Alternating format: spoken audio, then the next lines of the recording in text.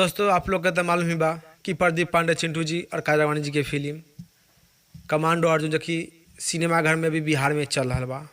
तो अब जो कि दिल्ली और उत्तर प्रदेश में रिलीज होने जा रहा बा। तो किस दिन, तो उससे पहले आप लोग के बता दी कि आप लोग देखा नहीं यादव में जो हिट भोजपुरी न्यूज, तो बहुत बहुत स्वागत बा। तो आप लोग से रिक्वेस्ट बा कि हमनी के वीडियो के लाइक कर दी और हमनी के चैनल पर नया बानी तो चैनल के सब्सक्राइब कर दी।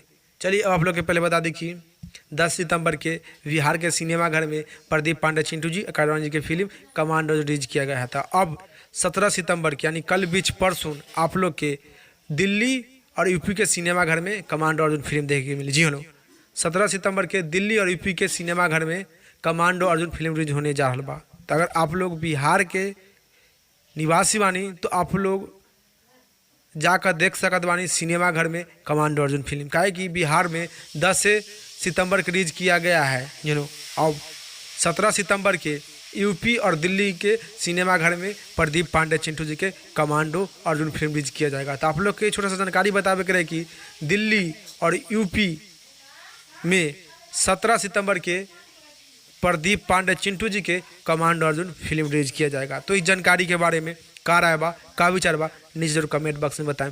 फिलहाल में इतने, फिर से मिलेंगे अगले वीडियो में। जय हिंद, जय भोजपुरी।